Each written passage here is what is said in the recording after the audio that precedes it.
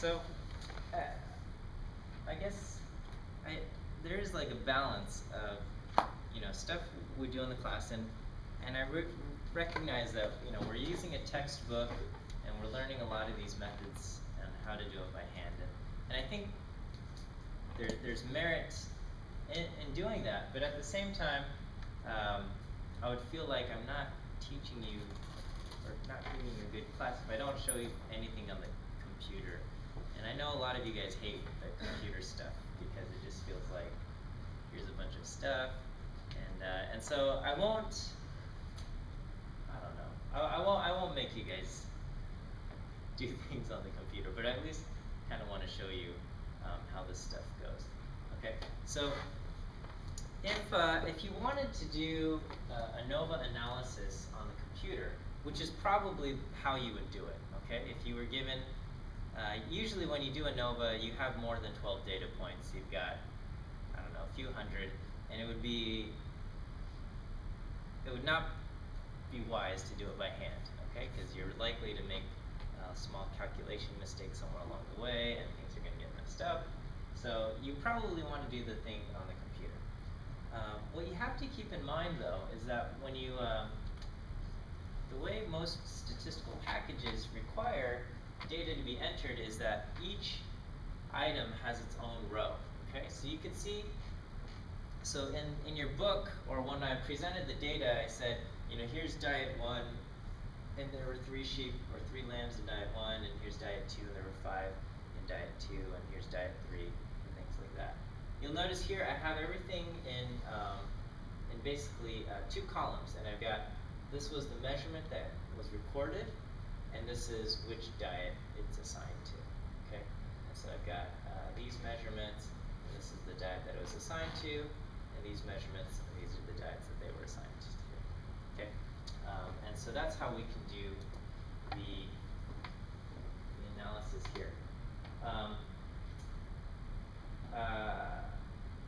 Another way, so to get them into it, I said I put in all of the measurements like this, and then I also created a vector called B, which was basically all of the assignments. And you can see that A was assigned to A and things like this. Okay, and you can put them together into a matrix or something like that.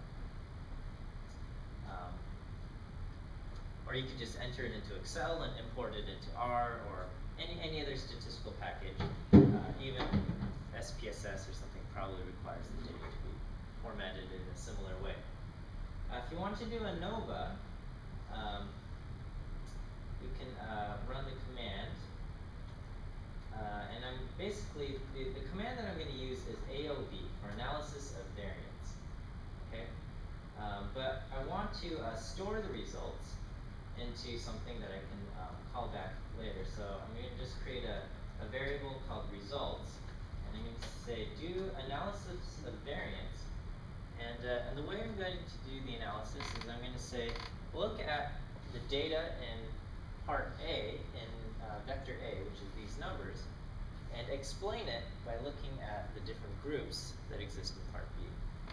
I'm going to say do an analysis of variance where A is explained by using the tilde B here. Okay, and so it doesn't look like anything happened, but I can just say type in results, and this is what it spits out, which maybe doesn't quite look familiar, but I can say summary of the results, or summary res, and this part I hope looks familiar, right? This looks just like the ANOVA table that we created by hand. Okay, so we see we've got, it doesn't call it between groups and within groups, but it calls it B, which is one source, being the different groups. That was the name of it, so as explained by B. So B is one source of variance, and the residuals, this is going to be your within group analysis. Okay. I don't know why it keeps doing this.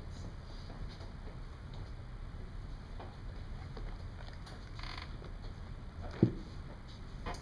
And so, and we can see it calculated the sum of squares, which match the results that we got, and the mean mean squares, which is what we got, and the F value or F ratio, also the same. And it calculates our p-value right here. Okay? And so, so sometimes in research articles, they might include the entire ANOVA table. Okay?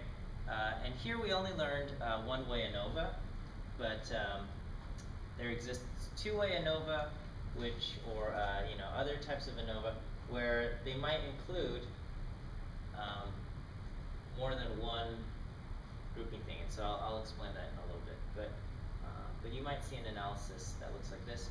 But more often or not, because I don't know, a lot of journals and research places they just want to look at the p-value. They just throw everything away and they just report this thing. Okay? And so at least you have an idea of where this number is coming from, and it's coming from an F ratio, which comes from these two things, and so on and so forth. Okay, so that exists. I wanted to show you a research article that uses ANOVA in its analysis. Okay, and I don't know.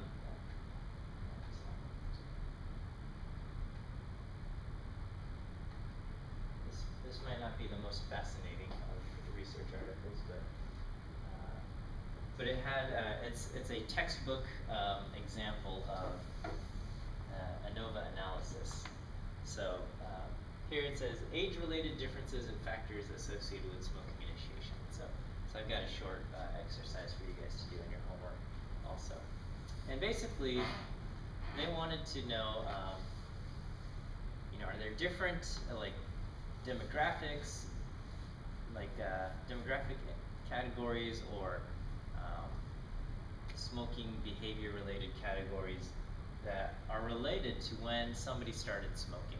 Okay, so here our numeric response that we're interested in is the age at which someone starts smoking, and then and we have a whole bunch of different categorical variables that we're looking at, like gender and ethnicity and things like that. And so this is what we're looking at. And so you can read all of this stuff. You don't have to. Okay. But we can look at, here is one table of all of the numbers that they've produced here. Okay. And so sometimes when you look at these tables, it's just like, oh, here's a bunch of numbers. Let's skip over this and things like that. So what we see here is overall they asked a total of 1,447 people. At what age did you start smoking? And the average age that was reported was 17 and a half years. Okay, so probably you can imagine when they ask you a question, at what age did you start smoking? People are going to just tell you a whole number answer, right? I started smoking when I was 18. I started smoking when I was 14, or something like this. Okay, they're probably not going to say, oh, it was on June 5th and I was born April 2nd, so that would make me 18.26 years old, or something like that, right? That would be impressive, but probably when you ask 1,400 people, they're probably not all going to give you answers like that. So, but anyway, the 17 and a half, that's the average. This would be the grand mean that exists across all the years. And we see, we looked at different demographics, men versus women. The age at which men started smoking on average was 16.8. The age at which women started smoking on average was 18.3. Is this difference of 1.5 years significant or not? Okay, so when there's only two categories, you can just do a t-test. You can also do ANOVA, and even though you get an F ratio, the math behind it boils down to a t-test. Okay, and we see the p-value here is 0.001. So every time you see a p-value, these all correspond to a different either t-test or ANOVA analysis. Okay, and so so here, if you compare 16.8 versus 18.3, you get a p-value of less than 0.001, so very significant. So your gender has an effect age at which someone begins smoking. Okay, and so here we can look at something like ethnicity, and the three ethnicities identified by this study were non-Hispanic white, Hispanic, and African American. Okay, and here the average age for non-Hispanic white was 17.3 versus 17.5 versus 18.4. So they're all pretty close, but you know, it does seem that the African American group started smoking a little bit later than the other two groups. Okay, and so one of the weaknesses with ANOVA is that because it's non-directional, even if you reject the null hypothesis, it doesn't actually identify which group is different. It just tells you one of the means is different. And that's what we see happen here. Okay, so we get 17.3, 17.5, and 18.4. Do we have evidence that at least one of the means is different from the others?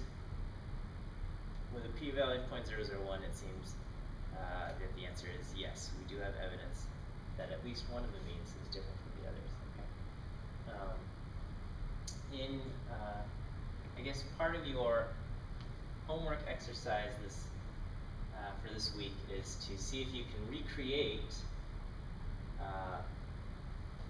one of the p-values from this table, okay, by hand yourself. Okay, so I can show you what I mean by that. But it's not hard because you have all of the summary information. You get the mean and you have the standard deviation and the size of each group. So from that you can recreate the grand mean and figure out the between group sum of squares and within group sum of squares and get an F ratio.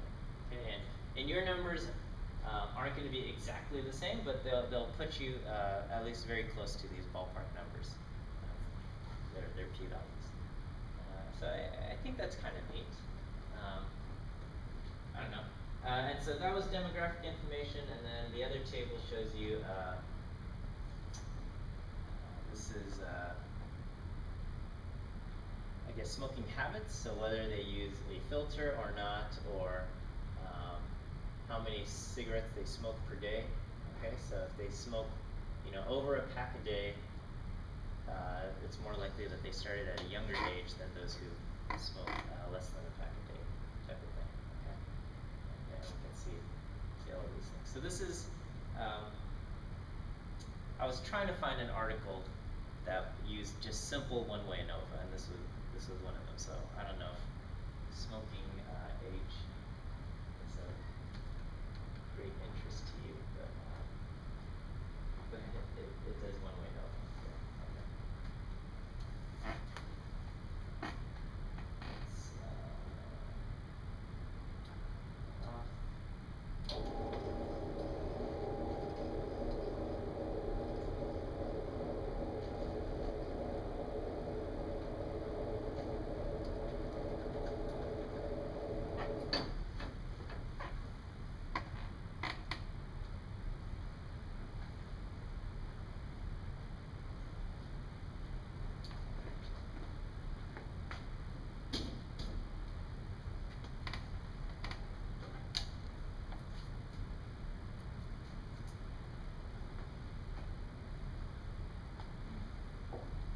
You know, yeah, sorry.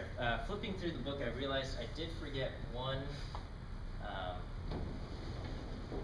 guess one formula or one topic, and that is the pooled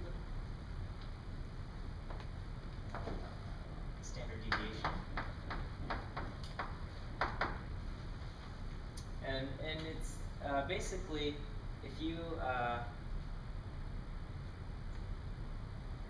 took all of these, took each data point and subtracted it from the grand mean, and you took the standard deviation of all of those points, what would it look like? Except we're dividing by a weird number. So you can think of this as each data point minus the grand mean, quantity squared, okay, summed across all groups and all points within the group. But we're dividing by the degrees of freedom within. Okay, so this is degrees of freedom. So not total degrees of freedom. So that's the only difference here. So what this boils down to is n minus 1 s squared, and is that right? Yes. Okay.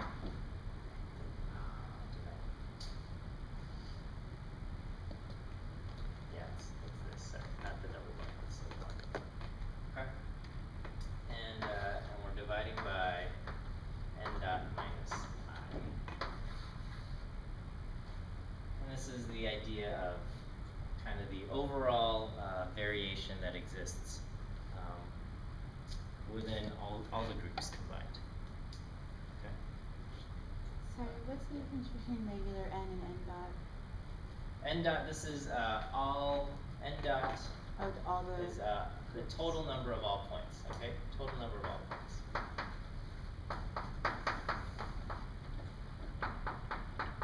I guess technically the n's are generally the number of points within a group.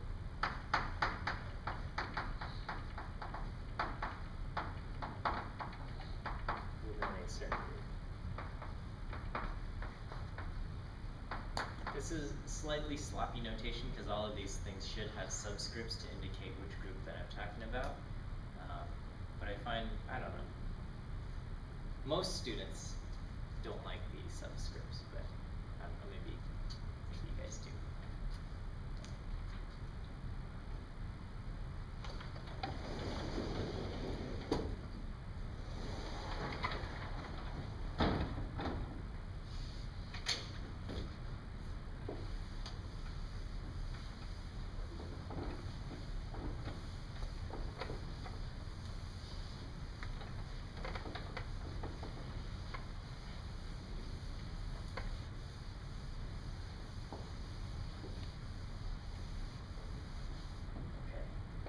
So this next sentence, I hesitate in saying, but I'm going to say it, is that what I'm going to test you on is basically just going to be one way ANOVA, okay?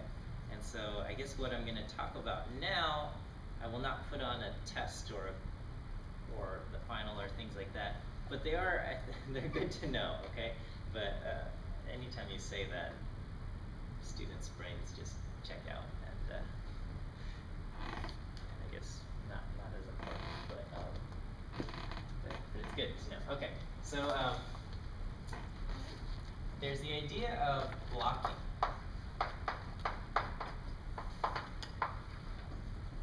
Did I mention blocking ever? No. Okay.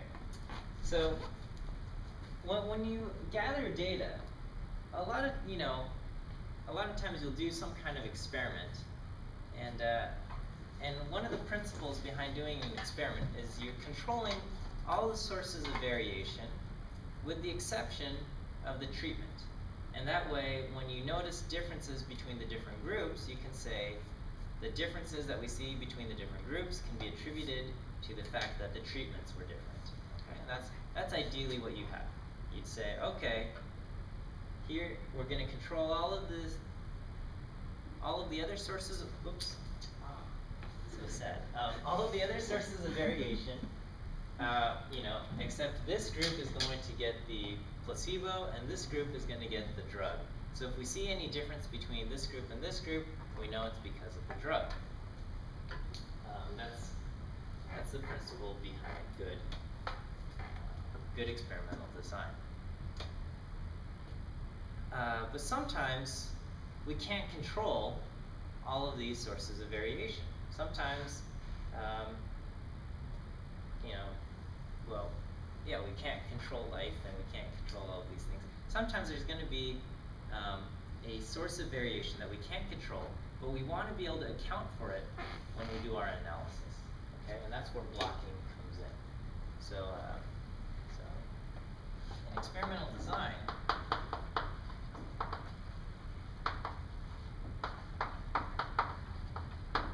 we can ideally control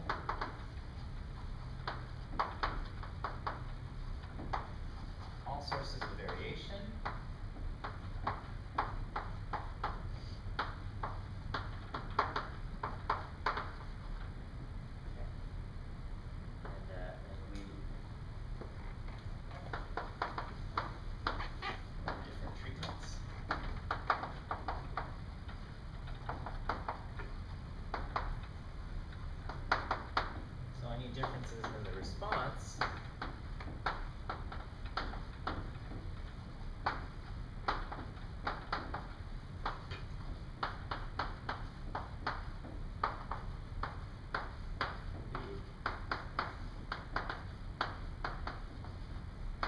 attributed to the different treatments.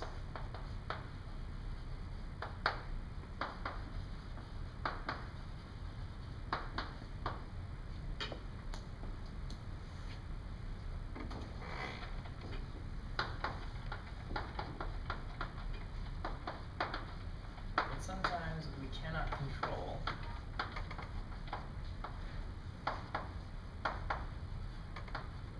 all aspects of variation, sources of variation.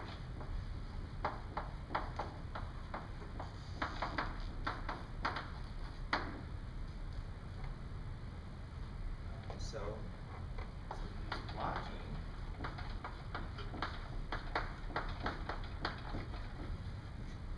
to account for it.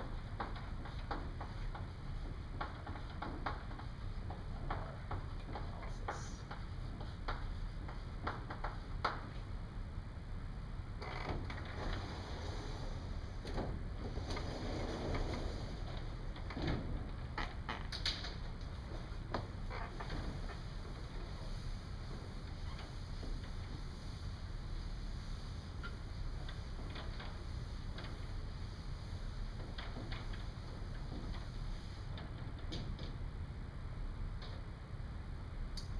So let's say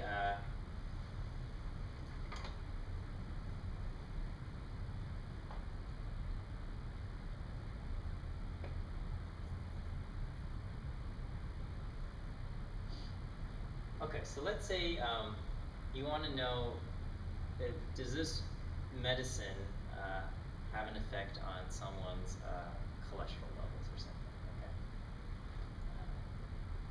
So you measure cholesterol levels.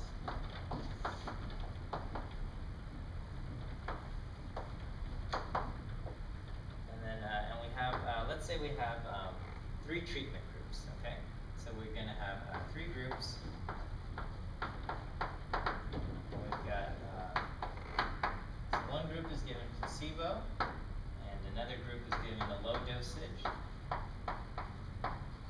and another group is given the high dosage. And we want to know, is there a difference between the mean cholesterol levels after these whatever 3 groups, okay? But what if I don't know. There's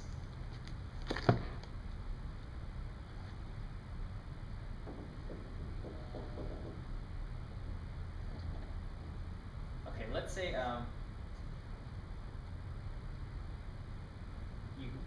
when you ask for volunteers for this, okay, maybe you got people of different ethnicities, okay, and maybe you wonder if the different ethnicities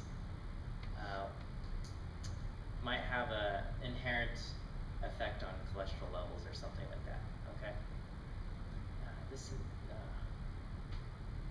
This is not a good example. This would be a better example for two-way ANOVA. I'm sorry. Let me scratch this. We'll come back to it when we talk about two-way ANOVA. Sorry. Okay.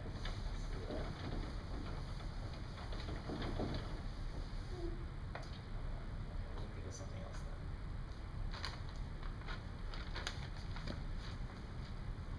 then. Okay. Let's say you wanted to see if I don't know, some fertilizer helps plants grow taller or something like this. Okay. Okay. So we want to see we want to measure how quickly a plant grows, or how much a plant grows. Quickly plants grow. So we've got just the control group,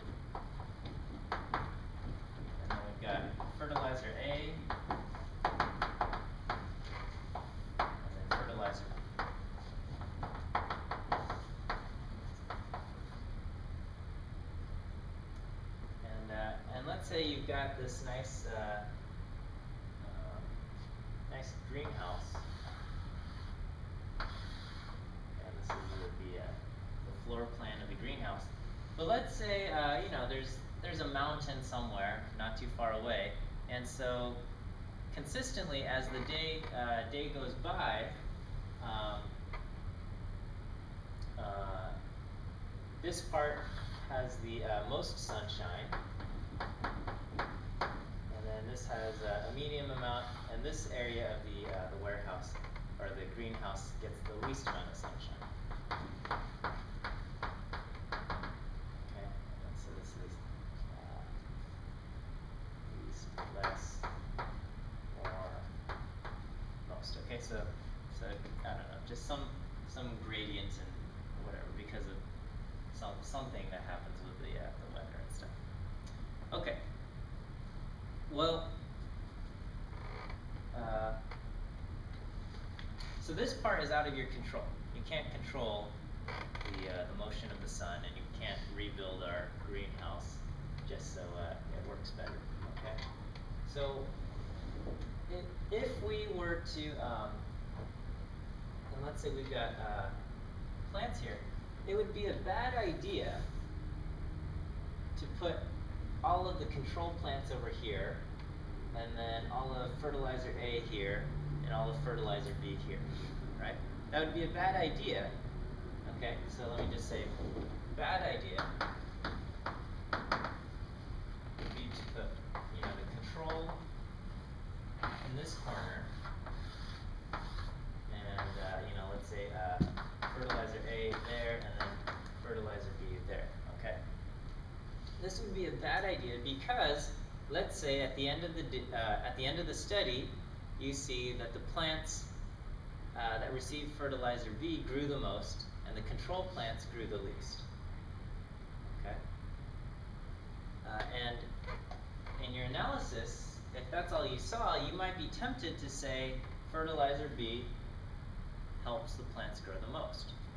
But the truth is we don't know if the plants grew the most because it was fertilizer B or because these plants got the most sunshine. Okay, so here with this arrangement,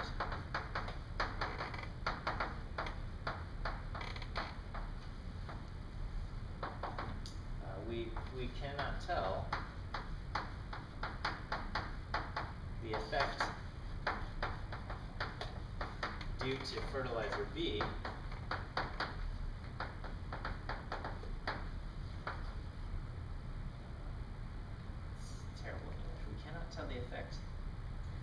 tell the difference between the effect. Sorry.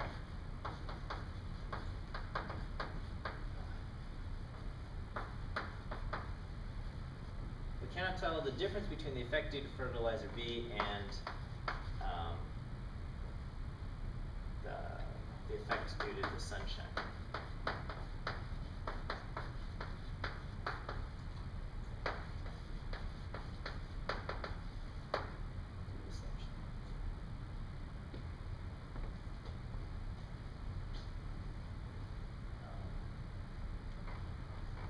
Sometimes, so a lot of times you'll say, well, just do a randomized experiment, okay?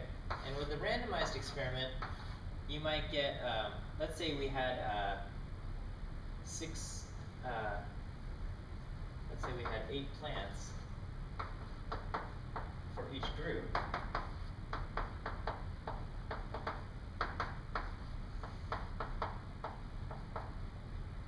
We had 8 plants. And if you just randomized it, we might get, you know, some control here. Maybe we get 2 control plants and 3 A plants and 1 B plant, and who knows? We'll get some mixed up arrangement, and that will help. But the best solution would be to do what we call a blocked design.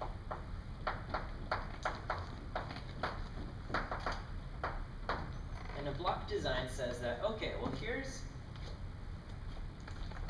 an aspect that we can't control, but we suspect will have an effect on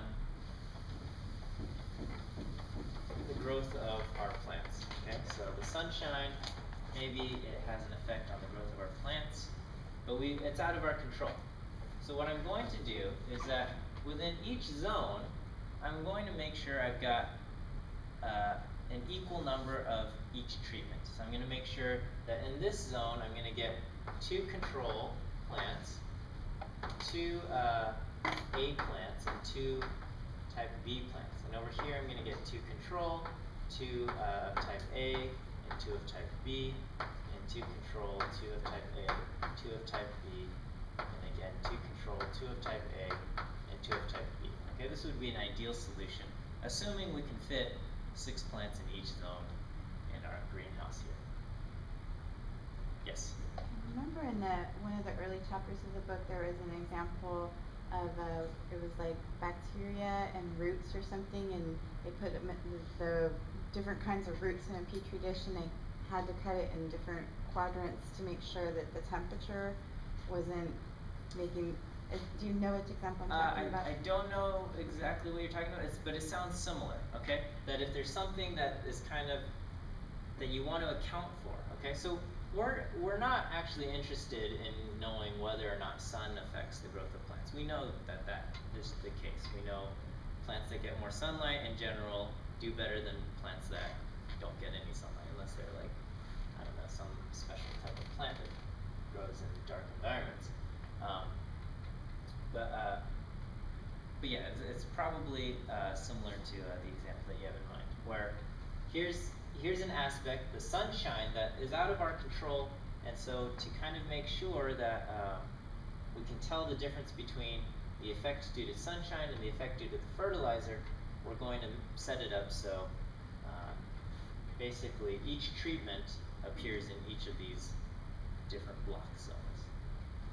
So block design, okay, so we arrange the subjects so that each treatment group is equally represented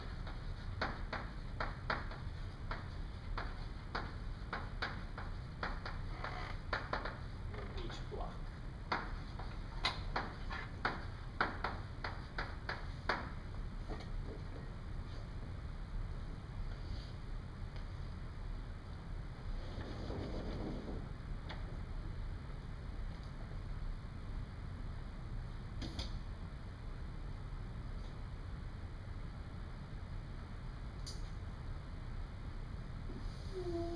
Okay, and so when you do a ANOVA,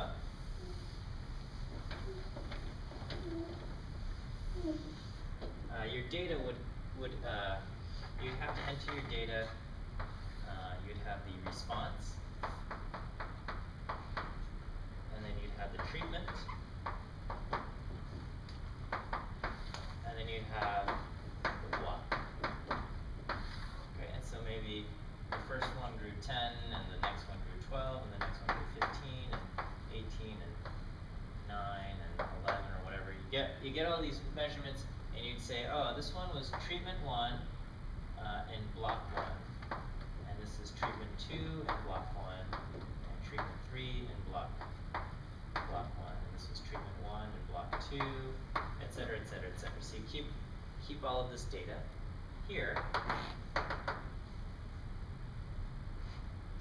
And if you were to do in R, your command would be analysis of variance, and you'd say the response, whatever it is, as explained by the treatment plus the block.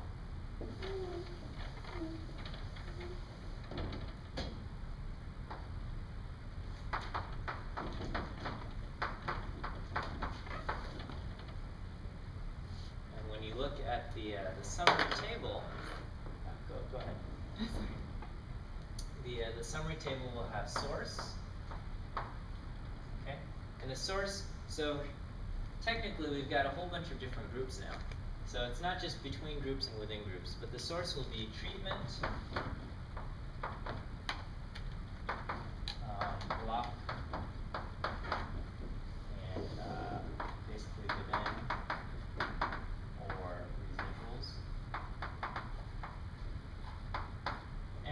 same problems as before. Degrees of freedom, sum of squares, mean squares, and you would have an F ratio both for treatment and an F ratio for block. Okay, so you'd have a number here, and then you'd get a p-value. So you'd have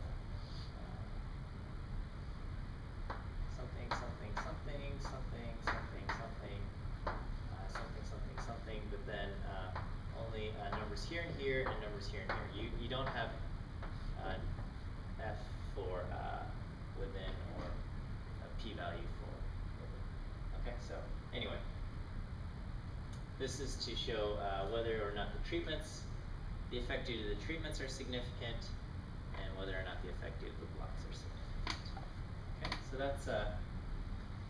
that's block design.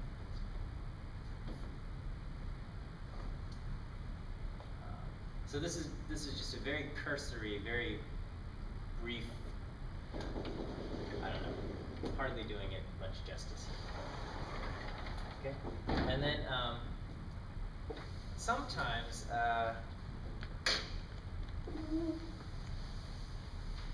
there's more than one factor that we're interested in.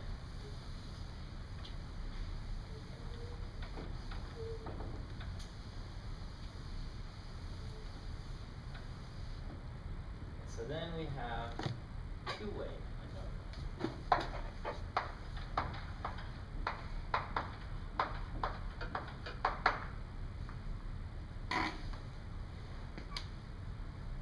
So two-way is there are at least two factors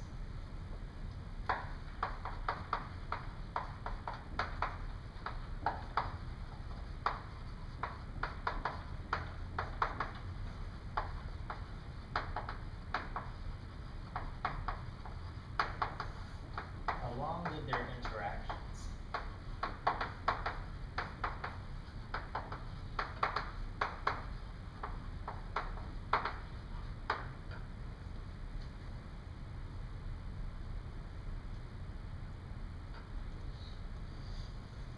Okay, so here, yeah, so maybe we're looking at cholesterol levels.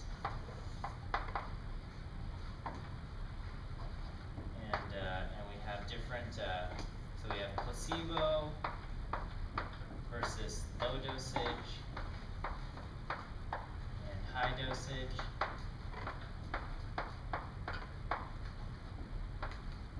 And, but maybe we're also worried about maybe ethnicity, or let's say, let's go with something like whether somebody is diabetic or not, okay? So, this is, has diabetes and no diabetes. Okay, and so maybe the drug, there's an interaction between so maybe the low dosage and high dosage things, they affect people without diabetes in a different way than it affects people with diabetes, okay, even though we're looking at something else. So, you know, if we looked at cholesterol level, I mean, if we looked at the drug only, okay, so with the drug only, we might see that the high dosage reduces cholesterol by, I don't know, on average 20 points, where the low dosage reduces cholesterol levels on average by 10 points, and the placebo reduces cholesterol levels on average by 3 points, or something like that. Okay, so this is looking only at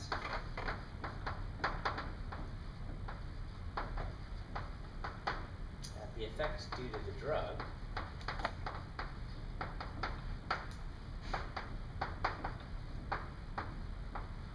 Maybe we see placebo has a drop of 3 points, low dosage drop of 10 points, and high dosage has a drop of 20 points. Okay, and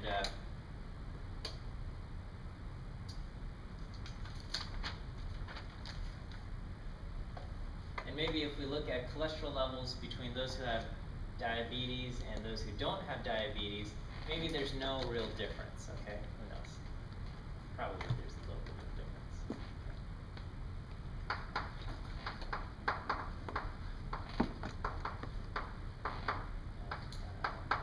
Diabetes, okay? Maybe those with diabetes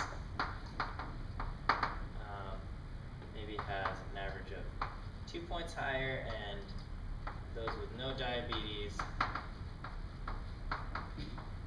are 2 points lower. I don't know, okay?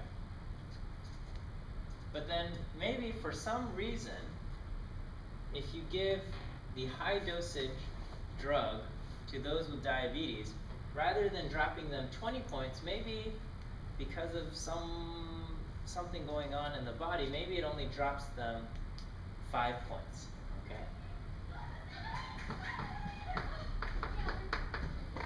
But there might be an interaction. And when we say interaction, it doesn't necessarily mean,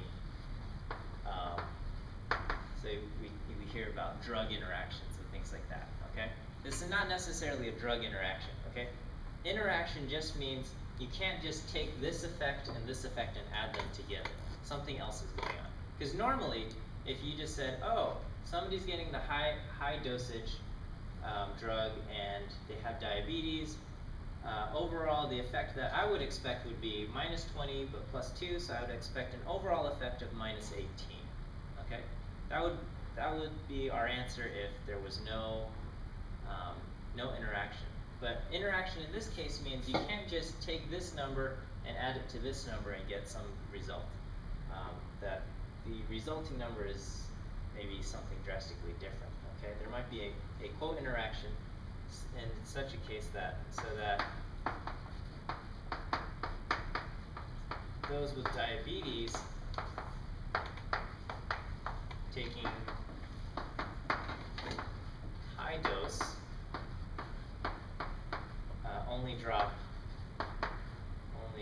have minus 5 versus those without diabetes taking high dosage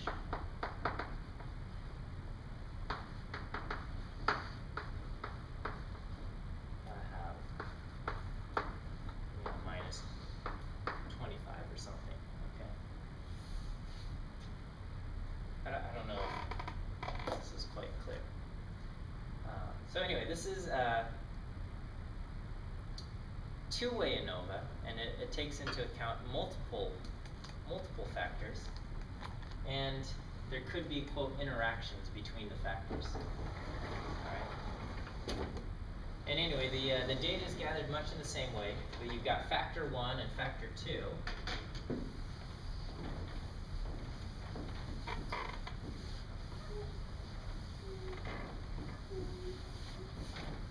And if you were to call this in R,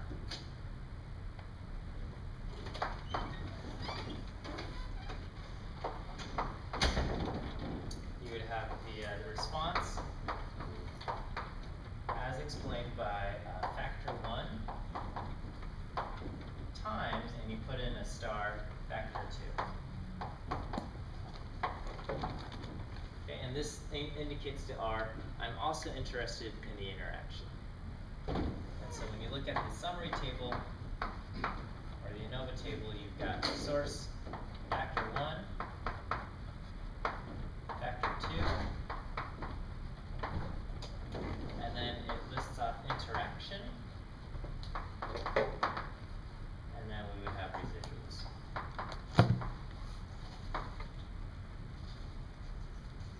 This is, groups minus 1, groups minus 1,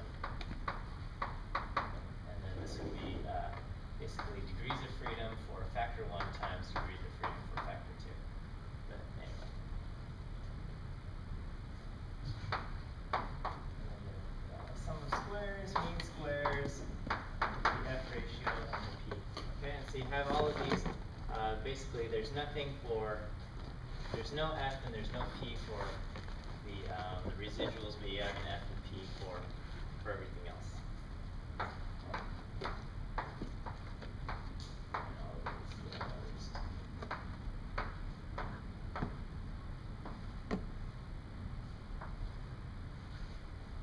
Something like that. Okay. I think.